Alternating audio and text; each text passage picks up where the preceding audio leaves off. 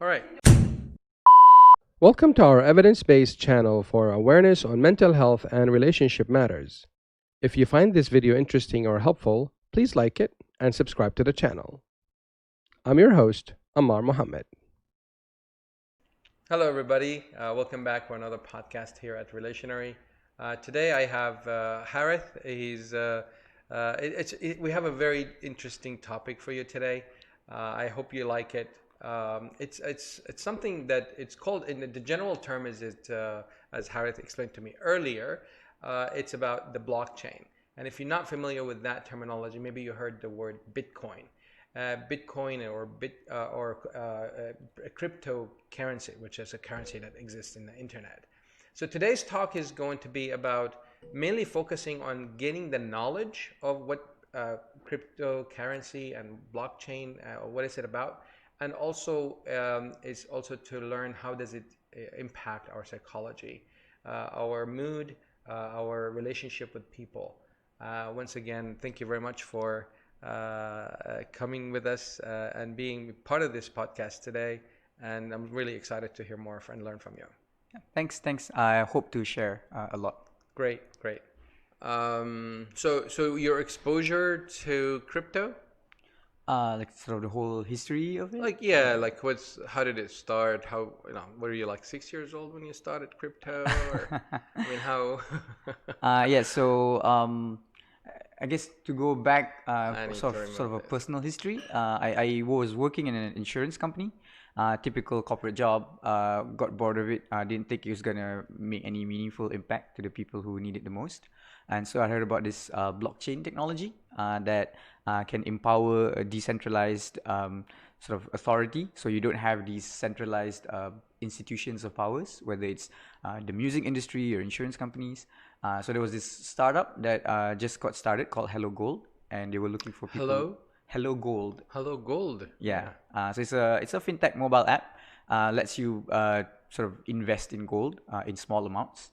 And they were building on blockchain technology, so I got very interested in it, and I joined. And then they did this thing called an ICO, which is a fundraise using blockchain technology. And because it was such a new thing, they just got me to help lead the project. So that was my first sort of hands-on experience with crypto. Then just early this year, I joined Etherscan, which is a Malaysian company, and it's used by millions of people worldwide. It's a block explorer for the Ethereum blockchain. Basically, what that means is it's like a search engine, like a Google, but also like a read-only bank account. So, if you go on like a Maybank online account, you can see your balance, you can see your transaction history.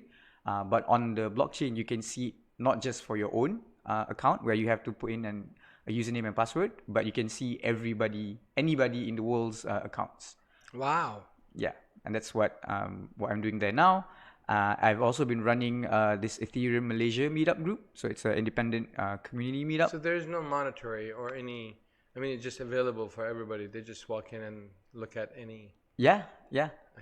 It's a bit of a long story if you want to go over it right No, now. maybe we but do another. Maybe we do another podcast on that one. So that's pretty interesting. yeah, so the idea I is can imagine some of the viewers maybe triggered the anxiety there a little bit. But let's focus on the topic today, and then we'll address that in a new topic in a new podcast. Yeah, please continue. So I run this meetup group. We focus on the technology and the use cases of that technology, not on the trading or making money part. So that's been going on for 2.5 years now. We just had our meetup on Zoom because of COVID, but we just had it last night, and we try and do it on the first Thursday of the month. So that's my backstory. All right. Well, it's very impressive. Thank you for sharing. That's good stuff. Welcome. All right, good. So let's talk a little bit about, because I was thinking to talk more about the finance and the crypto specifically, because now you see in COVID, you see the whole world economy is quite a shift and maybe a drop, not just a shift, and a lot of people losing their businesses. They're looking for alternatives to meet their financial needs, and one of it has been around and it's making a lot of noise, which is cryptocurrency. So how about you can give us synopsis or an introduction about. Yeah.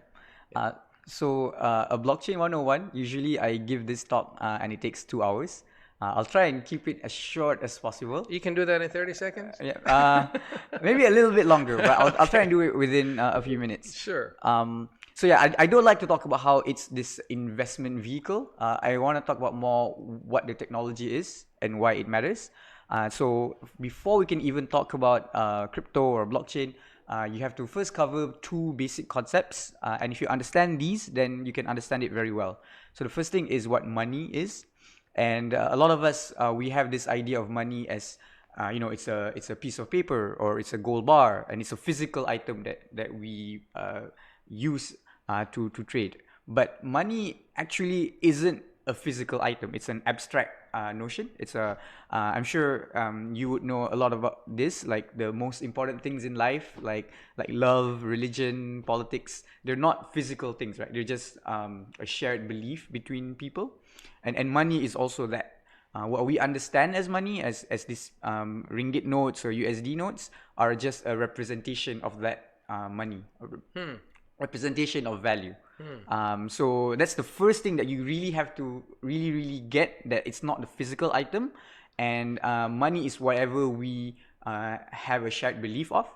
Whether it's backed by gold or backed by a promise from a central government or backed by each other, it's just a shared belief. I don't want to go into too much more detail because I think we can go off tangent.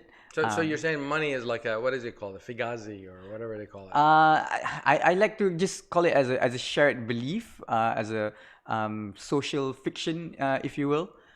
If you've ever watched Game of Thrones, there's this line in the story where Lord Varys says, "Power resides where men believe it resides." And I like to paraphrase that as value resides where men believe, or where humans believe it resides. It doesn't exist in the real world, and it's whatever we give value to it. So one item that is super insignificant to you could be worth a lot to me. So that's kind of, I hope that that helps to explain. But money isn't this physical item, isn't this thing that we have been conditioned to believe, like a nasi lemak is always 1 ringgit, or a car is always, say, 50,000. It's only what we convince each other the value of something is. So money can mean different things for different people. Is that what I'm hearing from you? Yeah, and as long as within a certain society, within a certain community, you have a shared belief that, okay, this is what we'll use as our form of money, and this is the value of the various things, then that whole thing is what money is. Okay, so this is really important, and I think this is very, very interesting, what you just mentioned, because from a psychological point of view, what I'm hearing from you, this is related to the upbringing. How, if we take it a little bit further than the society, maybe we can get it more focused and a little bit deeper about the parenting. What are the parents really teaching the children of what money really means? I would expand it to more than just parenting, because I think a lot of times even the parents don't fully understand what money is. Right. So the cycle of parenting never ends, right? So Yeah. Parents inherited from previous, and actually they inherited from their experiences of what money meant, and Yeah. they pass it on to their children. Yeah. And Does that make sense? yeah, and I think if we go down that route, then we can discuss how knowledge is obtained by people. A lot of times we just get information and we accept it. So it's actually not that long ago that money was very different than the money that we have now. What's commonly known as fiat money, where it's money that is backed by essentially the promises of the government or a central bank. That's only been there since about 1970, when the world went fully off the gold standard. Before that, money was at least partially backed by gold, at least in the US and major governments. And before that, it was supposed to be fully backed by gold. So the idea of this fiat Well, actually, money, before that, it was gold at one point. Yeah, right? it So was. then it was paper supported by gold, and then partially, and then now I really don't Now think it's not even paper. it's not It's even. just It's not numbers even. on the It's like screen. zeros and ones. Yeah. Beautiful. And there's no. This is the new generation, folks. Yeah. But even the idea of this fiat money is only been around for maybe 50 years. It's not that old. So not that many generations have been conditioned into understanding money the way we do now. Yeah. So Interesting. So we moved from a commodity where things were used to be a commodity to paper that can buy commodity, and now we are digital codes that buy commodity. yeah, and the key thing is commodity is one type of money. Money doesn't have to be a commodity.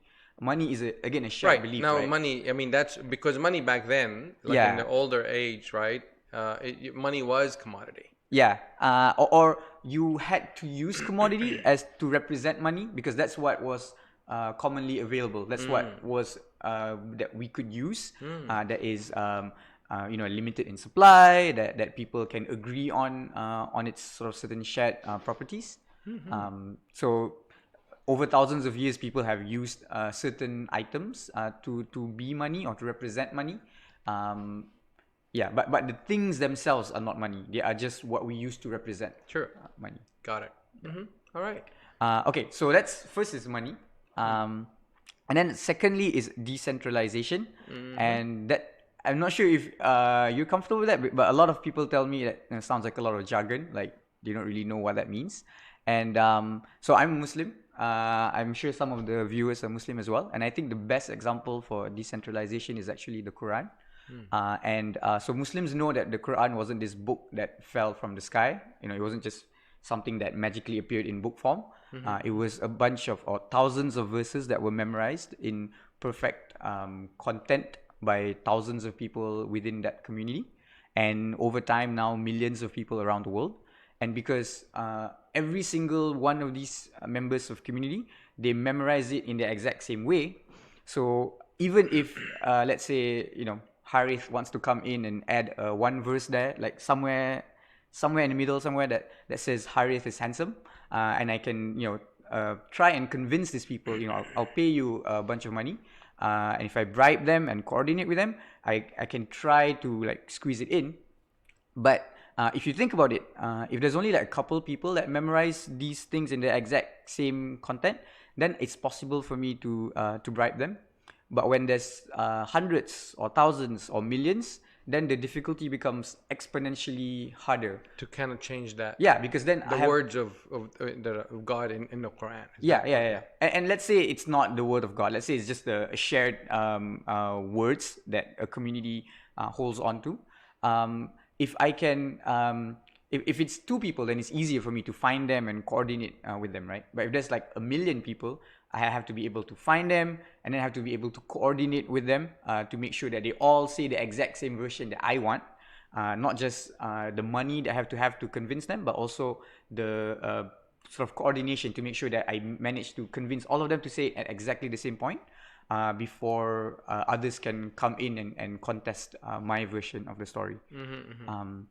And there's other ideas. So like, for example, a wedding is also, not just a fairy tale happy ending, but also pragmatically it's a way for society to make sure that each member behave in the correct way. Because if there was only one imam or one priest that was a witness to my wedding, then, let's say next month I could go over to the neighboring village with some other woman that's not my wife, and I can get away with that kind of misbehavior. But if there were hundreds of people at my wedding, then the chances that I get away with this misdemeanor is lower, because someone who is a witness to my wedding can be there and catch me at doing something wrong. So the idea of decentralization is you have not just one entity or a few entities, but it's spread over as widely as possible, so that there are what's called nodes, or we can call, in human terms, you can think of it as witnesses. They can attest to the correct version of a truth or of a history, instead of relying on one central party. So if you have money and decentralization, if you combine those two things, you have decentralized money, and decentralized money is essentially what Bitcoin is. If you understand it, I mean, not just the words, but understand the full context, then you actually understand Bitcoin probably better than the vast majority of people. Yeah, I think maybe just to stick it to just that as an introduction. I think if you kind of like ruminate more about it, you understand some consequences of having a decentralized form of money. Well, the first thing comes to mind, to be honest, is that, I mean, it brings more confidence into the source, or the confidence of the stability, from the being changed. Because you use the example of the Quran, and you use the example after that, which I forgot, which was The wedding. Oh, the wedding, yes. So you use the one for the wedding as an example as well. So that brings in confidence, which basically brings in security. But that's what many people now are arguing, that crypto is not secure. So how do these two coexist? Yeah. So that's a very wide topic to cover. We have another 30 seconds to cover that specific topic. What I would say is that with crypto in general, you put security in the hands of the user, and that actually becomes very scary. So there's a psychological impact to this as well, right? Because when you're using, let's say, the normal financial system, you're relying on a bank. And if your account gets, if you lose your password, you get it stolen somehow, then you could have that level of comfort that the bank is always there. You can call the bank and cancel a transaction. The central bank is there to manage things. But in a world where there is no central party, you can only rely on yourself. So imagine on an internet where if you forget your password, you can never go to your account anymore. That's very scary, right? And a lot of times we take our security for granted.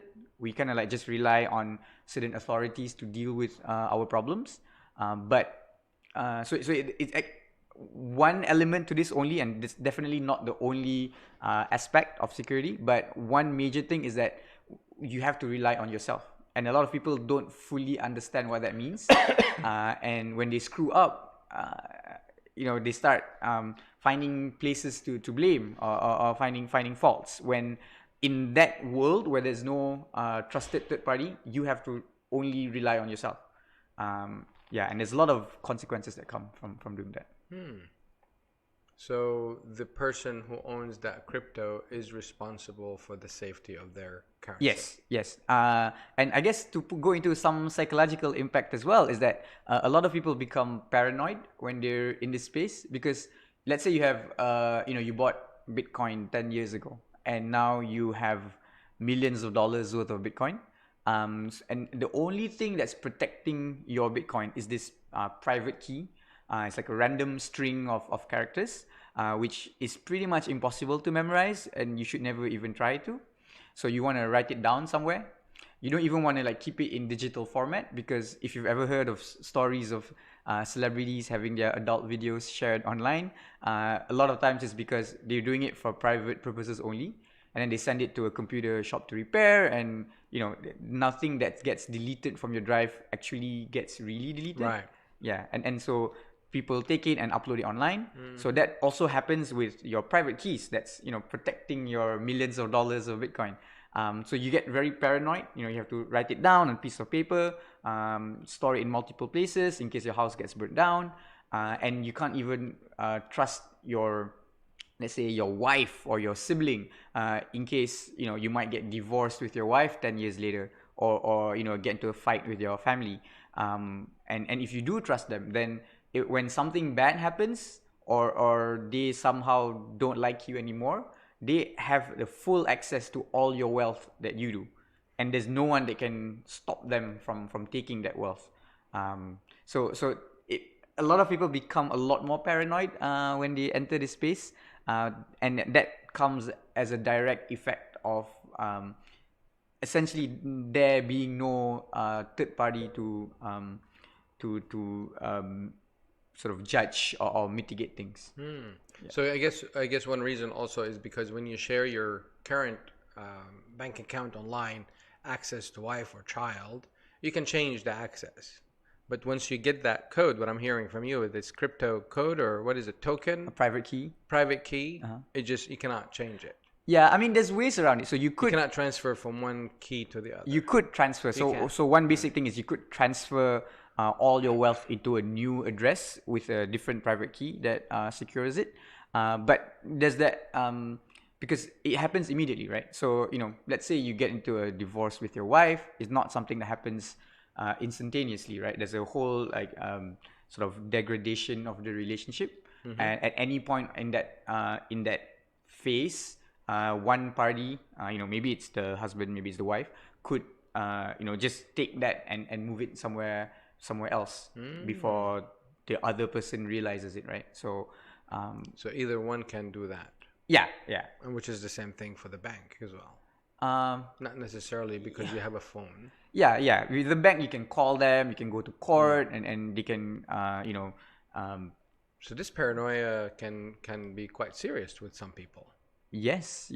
Maybe they put cuffs to their hands and maybe chain it to maybe a more a little briefcase that move around with it. Yeah, maybe a more Maybe digitalized bulletproof. idea. Yeah, because you don't really carry around the physical money with you. It's all on the internet.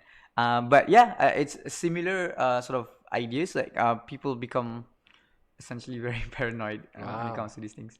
That's really, so the impact of cryptocurrency is quite significant to the person's psyche and how they live their own lives.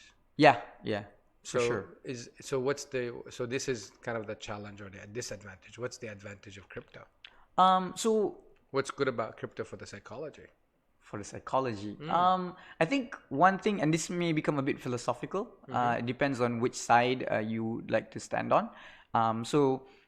One argument for a decentralized form of money, and just to be clear, like it's not just Bitcoin. There are other blockchains that have been created since then that can do much more than just money. But if you stick to just what money is, there's a lot of value to having a decentralized form of money, where maybe people in Malaysia or in KL may not fully appreciate it.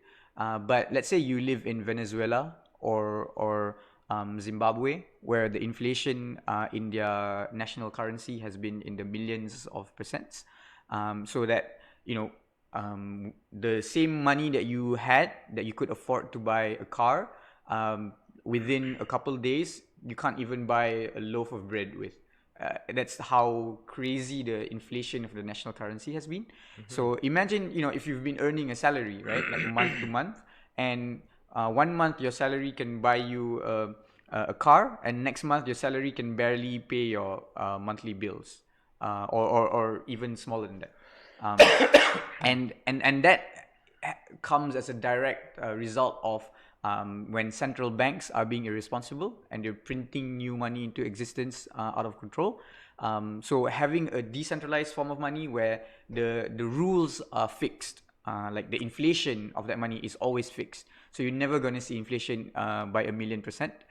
Then that gives you a lot of confidence in your financial security in your wealth. For those countries that you just mentioned, they would appreciate the cryptocurrency a lot. Yes. And maybe that's an extreme example. And here, this might be a bit controversial, but and there's a lot of elements to this as well. There's never just one factor. But if someone from my generation thinks about buying a house, and if I compare it with the prices that my parents' generation, when they were buying houses, it's completely, it doesn't tally, right? Like if I'm earning similar levels of income, I'm doing similar levels of a job and getting a comfortable salary, but the prices of a house is way higher for me than it was for my parents. And why if anyone's interested to think about this, ask yourselves why this happens. And again, there's many reasons, but one reason is because the ringgit, or not just the ringgit, any country's currency, over time keeps getting devalued because we're essentially printing more of the ringgit every year. And basic economics, supply and demand, when your supply increases and demand stays the same, then the value, the price or the value of the item goes down. So as the ringgit keeps getting printed, the value of the ringgit keeps getting lower, And so the same house, there's not much difference to it, is worth a lot more now, and you have to work like more and more years to be able to afford the same kind of house. And so that points to how money is, or fiat government-backed currencies are these things that are always devaluing over time. And if you want to hedge your bets for the future, you want to diversify your sort of wealth protection, then you could put some portion of your money into this different currency that isn't inflated, at the whims and desires of some economists in some ivory tower. Yeah, so that's one, like I said, one aspect. There's many aspects, but that's one. And I think the property is very powerful because it's something that I believe a lot of people at my age have been thinking about. So how about the what you were mentioning earlier about the crypto? You were talking about the how the paranoia and the impact of psychology. If we can go back a little bit on that, I'm thinking also in addition to that. I mean, how often do we look at the value of crypto is going up or down as opposed to the currencies that we have? So I think, so again, that's a wide topic, but if you could crystallize it, then so it comes as a function of it being new, and it not being backed by any like centers of influence like a government, right? It's all out there online. Like if you look hard enough, and you can somehow figure out which one's the like real education versus miseducation, then you can pick it up. But you just need to be honest with yourself and keep striving to learn more. Then I don't see it as someone who only a smart person can understand. All right. So you're saying this is a new knowledge that people need to be exposed to and learn more about it. Yeah, and it also highlights like the problem with our not to go too off tangent, but the problem with education in general, right? Because if we take education from our schools and universities only, then because this is something that is so new, a lot of the things that's happening hasn't been like filtered through to the university level where the lecturers know what to teach. A lot of it comes from actually using the technology hands-on. So if you're waiting for a formal institutional body to like certify this knowledge is correct, then you might have to wait for a few more years. So what makes it so for some people they take cryptocurrency not as a currency but as an investment? What's up with that? Yeah, you can't get away with it from it. I think what I said earlier was a lot of people come into it with this idea that it's a speculative vehicle because they see that Bitcoin went from like a few cents 10 years ago to now almost $20,000. So they see that potential and they come in because they see that that's a way for them to make money. I wouldn't say that's wrong, but that's a very narrow way of looking at it. You can use these cryptocurrencies for various things. It doesn't have to be just as this like, put money in now and then wait for it to boom, go up like 10 times in price and then sell it at the top and then buy back later when it's dropped. So they're using it as a share, basically, not necessarily as a currency. As a speculative investment, because people do that with gold as well. They buy gold when it's low. What makes you say that it's speculative? Because it's so volatile. So because it goes up, like maybe 10% in a day, as opposed to in the stock market. So it fluctuates fast and at a fast frequency, or is it at a bigger? Both the frequency and the amplitude. Wow. Yeah. So for someone who wants to use that crypto for that purpose, they would probably need to so be implanted in front of some kind of computer. So that's actually a very good point. But before that, so there are the traders, the short-term traders who just want to like buy low and sell high. I personally would say anyone who's listening who is interested in this as a investment, you understand the technology and you understand if the technology sort of lives up to its potential, then it will be adding a lot of value to the world. And if you believe in that, then naturally over time, let's say 20 years later, people will use it, and it will add value. Then it really doesn't matter how much it goes up, like how many percent. If you know that it will add value, then you just buy it and hold it for the long term. 10 years, 20 years, it will be a lot more valuable than it is now. As long as there are computers. Yeah, as long as there's computers, there's internet. So, like I said, it has to live up to its potential, right? So it's an early stage technology. Back in the mid 90s, some people were saying the internet is not going to amount to anything, come as powerful as the internet in 20 years' time, or it might peter out and, it's only very limited in niche cases, or it's broken by some new form of quantum computers, for example. It's a very early stage technology. So if you want to invest in it in the long term, you have to understand that it's early stage. That means there's a lot of risk involved. Like no one in the world knows what will come out of it later. But to go back to the trading thing, so there's a very powerful, because I have a friend who just recently started trading cryptocurrencies, and he's been texting me in the middle of the night. Like he's saying, like, he can't sleep. He's up till 3 a.m. because the cryptocurrency market is a global market, right? So unlike a stock market where it's maybe 9 to 5, this one is 24/7. Wow. So like you said, the prices move significantly, right? So you don't know if you go to sleep, when you wake up, the price is like gone by a multiple of 2, or gone down to half of what it was.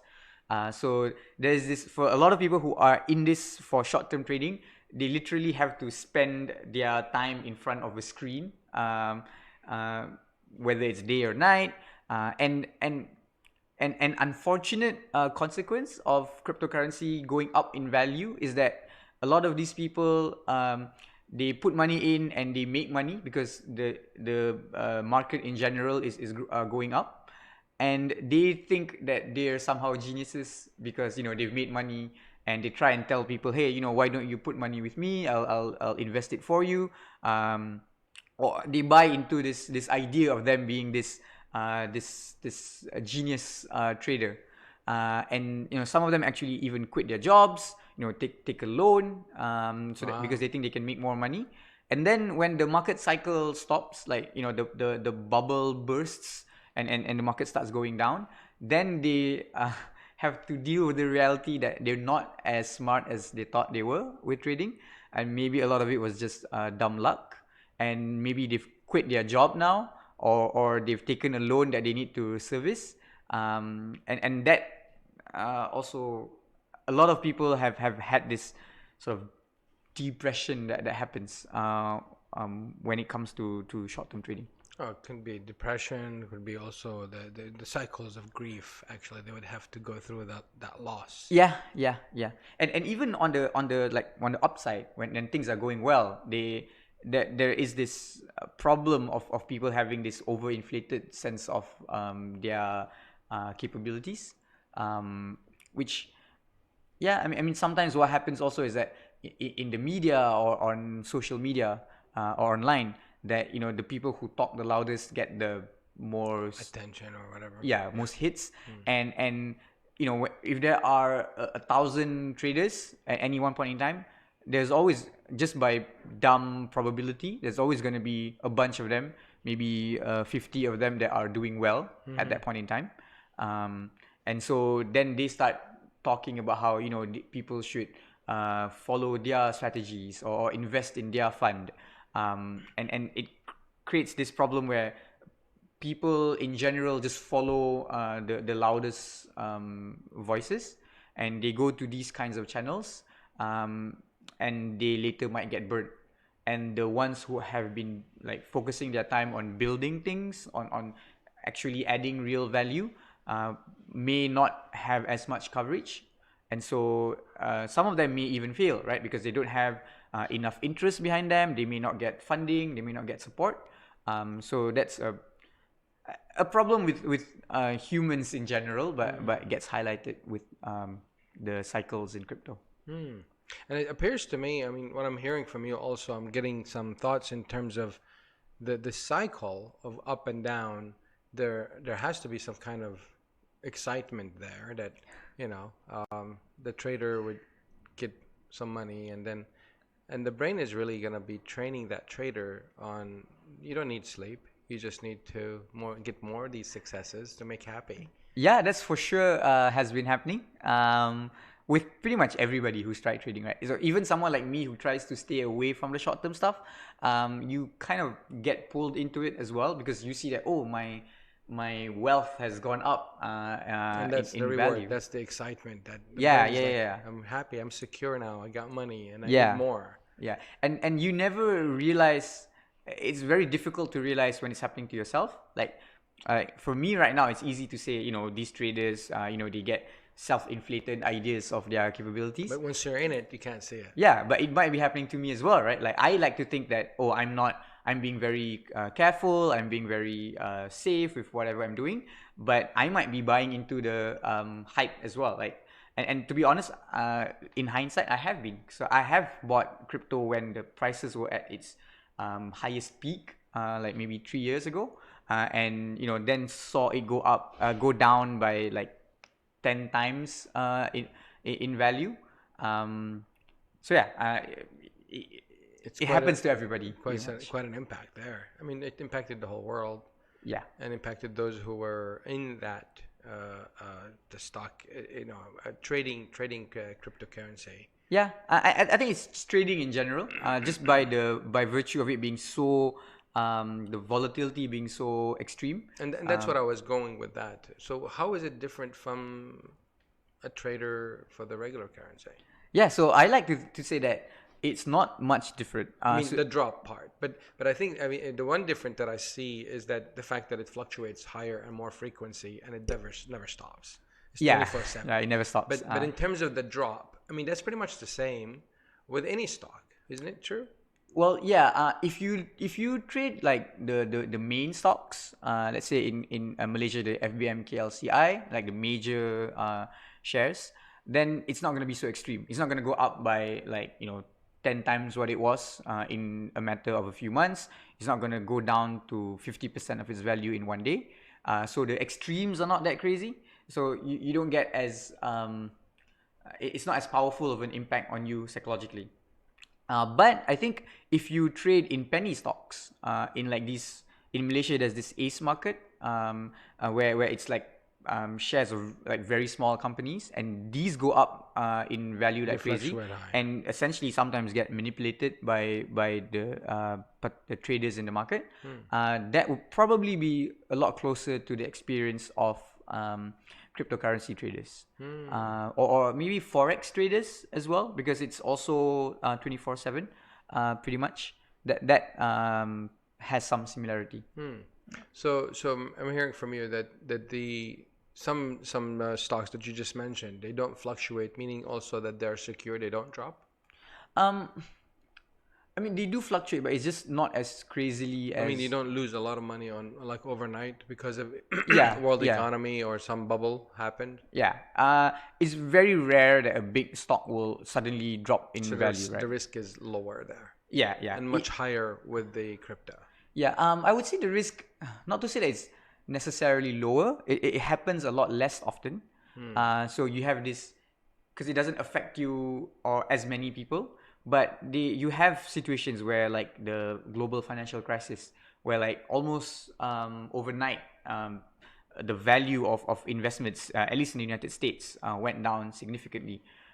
So it happens a lot less frequently in the sort of real world, but it does happen. So isn't it true that if it's less frequent, it means lower risk? Because the word risk, as I understand it, is probability and impact. Yeah. So if the probability is lower, by right, the risk is going to be lower. What do you think? So there's a whole wide topic. We can go off tangent again. But This is risk management, by the way. Yeah, it depends how you define risk as for well. the other podcasts on risk management. So if anyone's interested, you can Google this term called ergodicity. Ergodicity. Yeah, and that's this idea, and this is outside of crypto, but that's this idea of your expected value isn't really what you should care about. if it's something that affects your entire wealth or your life. Because if you ever play Russian roulette, then maybe you have a 1 I in 6 never chance. played that. Yeah, so you will never do that, right? I must So say that. even if, so let's say it's 1 in 6 chance that you die by playing Russian roulette. Let's say it drops to 1 in 100. You can say 1 in 100 isn't is low risk because it doesn't happen very frequently. But in this case, when it happens, you die. It's not like it happens. Impact, that's the impact, right? Yeah. So the probability is 6 and the impact is So quite high. yeah, so that's the probability element, and that is the impact. I can't. Yeah, there's an actual term for it in maths. I can't remember right now. But yeah, right. you have the payoff. Yeah, the payoff function. But there's a negative payoff as well. Payoffs are not just positive. Yeah. So when it comes to like the sort of the normal financial system, the stock market, for example, it might appear low risk. So you might put in a lot of your wealth in, let's say, a Bear Stearns fund management company, and then something like the financial crisis happens, which happens presumably or supposedly once every a lifetime. But we've seen that it's not once in a lifetime. It does happen a lot more than that. And if you put all your wealth in this kind of investment vehicle, then when this 1 in a million chance happens, you lose almost practically everything, right? And that's what happened to a lot of normal people around the world when the financial crisis hit. So it's important to understand that this low risk thing is it's a conditioned thing. It's a conditioned knowledge that we have, that we think something is low risk, and so we trust that it's not going to happen. And then when it does happen, a whole crisis sort of affects people, right? So if you were conscious of this and you took steps to secure, in this case, let's say your wealth against situations like this happening, then you are protecting yourself against these cases. And yeah, you can go on and on. Like when these big banks fail, then they get bailed out by the government because they're too big to fail. And then you run into this problem of like how are these banks deserving of bailouts or taxpayer money when all they do is make profit at the expense of the average person. And that's actually very powerfully related to crypto because what a lot of people have said, the reason why this Satoshi Nakamoto character created Bitcoin in the first place was in response to the irresponsible financial management by central banks. Like the first ever block in the Bitcoin blockchain, Satoshi added a message that said, that quoted a headline from the Times newspaper in the UK, Chancellor on brink of second bailout for banks. So it's this counter measure, counter movement against a world where we are more and more relying on these centralized third parties who are taking more and more power at the expense of the average person, and trying to distribute it or decentralize it across the normal person. All right, thanks. This was all this is good stuff, and I'm learning a lot from you. Thank you very much. Yeah, I realize it might be controversial. It might go against. Well, there are a lot of things controversial, and there are a lot of things out there that a lot of people don't know. Nevertheless, all the stuff that is out there does impact us, especially from a psychological point of view. So some of the things that were mentioned, that we discussed here, is mainly relating to anxiety, paranoia, addiction, very, very likely to happen because of the cycle of reward, and pretty much it's going to be dependency. It's going to start as a dependency and it's probably going to build as an addiction. And what I heard from you is that people are quitting their jobs to take that risk, and the more reward they get from the risks, the more likely they stick around with that. So I'm also hearing depression if things don't go. And then I'm thinking, so because of the fluctuation is higher, the depression may be also a higher rate, that people would have to go through grief or some kind of loss that they need to cope for. What do we need to tell people before they get into this stuff? What are the things that we can help them to guard themselves and protect themselves? Yeah, so what I always try and do is make sure people understand the concepts, the basic concepts, and context. So, for example, things like money and decentralization, like securing your wallet, what an exchange is, and how if it gets hacked, it's not the blockchain itself that's getting hacked. So a lot of these basic like first principles that people should understand. Unfortunately, a lot of people, whether in crypto or in many other things, they act without understanding. So they invest first or they put money first because they think they will make money, but there's not so much an interest in learning things. And to be fair, it's also, again, it's a new field, so it might be hard to find the right places to explain these concepts to you in a simple way. So just, I guess, shilling my own meetup group. If you're interested, come and join us. We try and give basic explanations to what these things are in a layman-friendly way. And we try to be as impartial as possible, even though sometimes you can't avoid your biases. So if you equip yourself with the knowledge, then whatever happens, you are prepared for it. You know what to do or what the risks are before you delve into these things. So for the people out there, if you're seeing some security in cryptocurrency, if you think that this is going to be more secure for the future and how the trend of the economy of the world, it's really important to protect yourself with the knowledge. That's what I'm hearing from you. Is that right? In case, I mean, if they are interested into that. So where do they reach to you? How do they come to learn more about you? They could go to meetup.com and search for Ethereum Malaysia.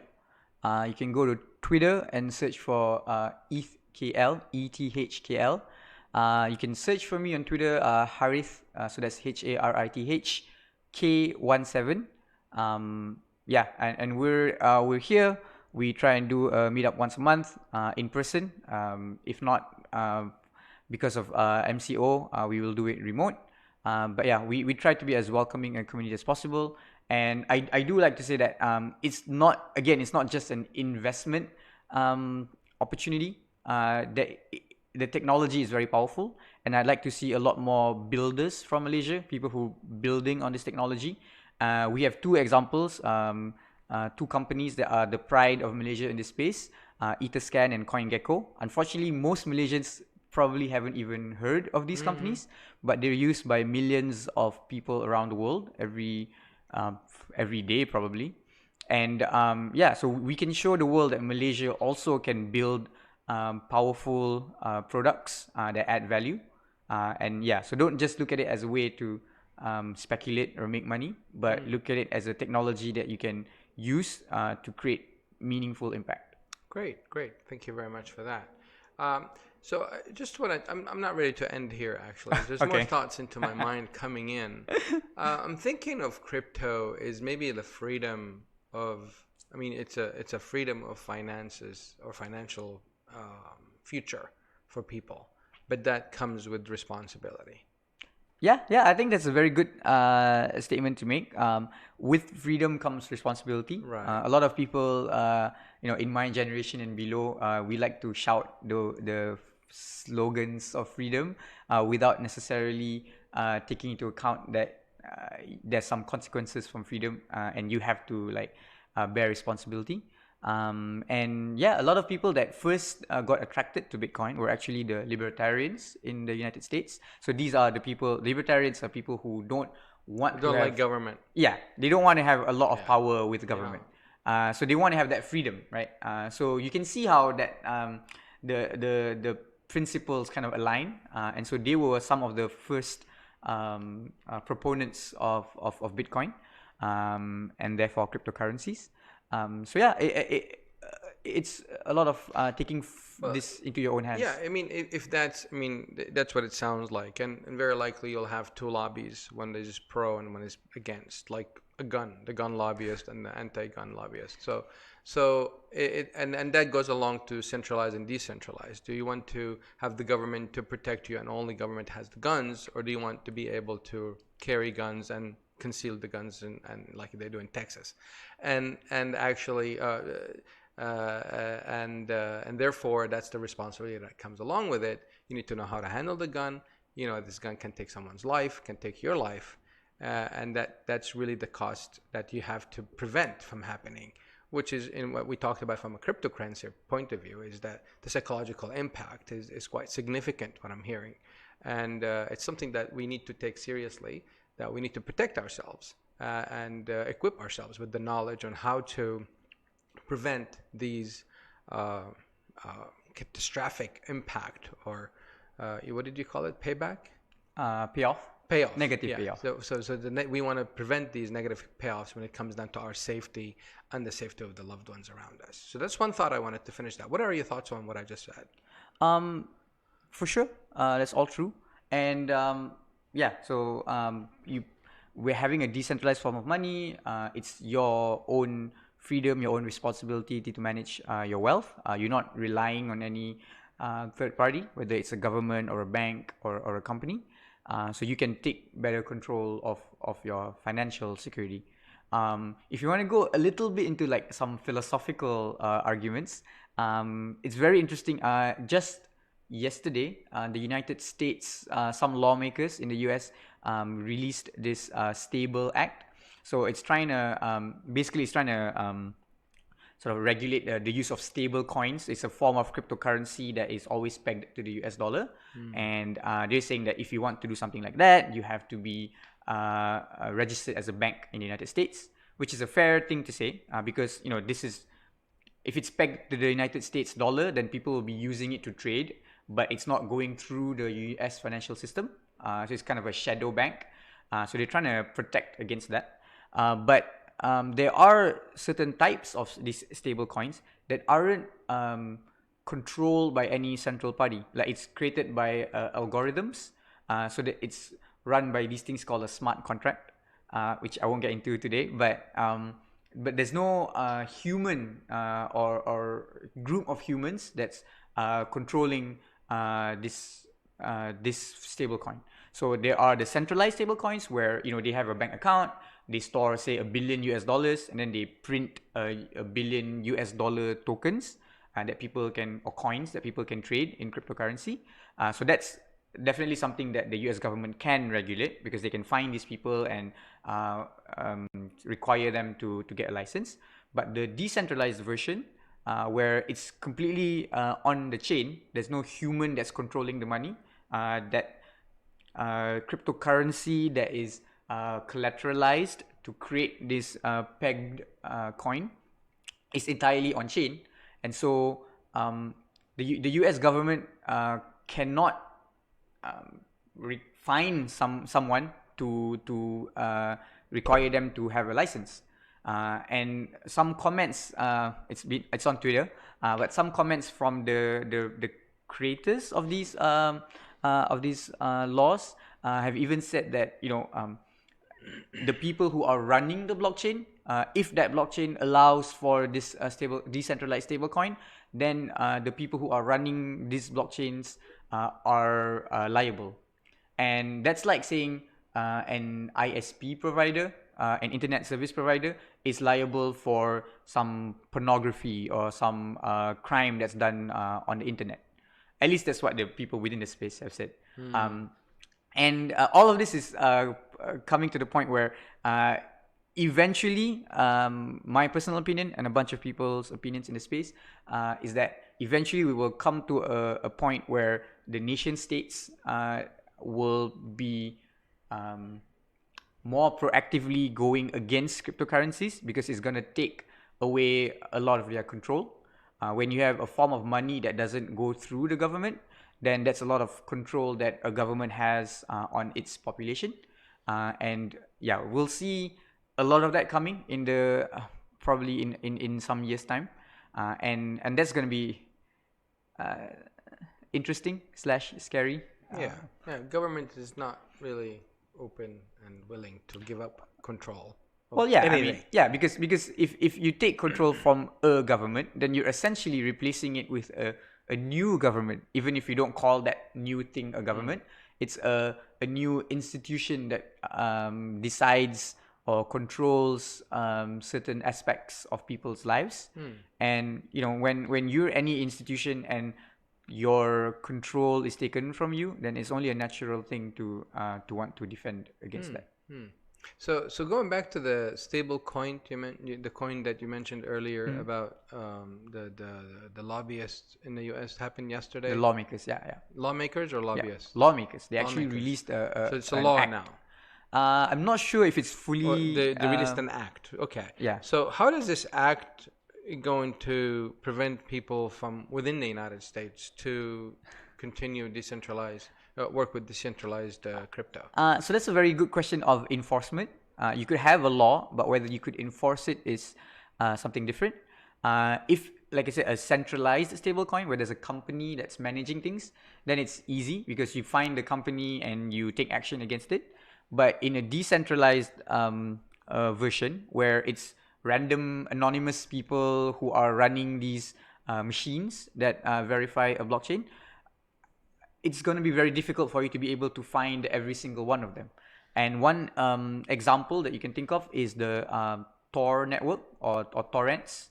If you're familiar with torrents and how people are, downloading these distributed files, and a lot of times these files are copyrighted, like a movie or a game that they're not supposed to download, and it's against the law. But it's very difficult for the U.S. government or any government to take action against all of the people who've been uploading files into the torrent network, because there's no company, there's no you can try and find these people, but it's going to be like a I understand that point. It just doesn't make sense when it comes down to decentralized crypto. Meaning that those who do torrent downloading and all that, they are taking copyrighted material.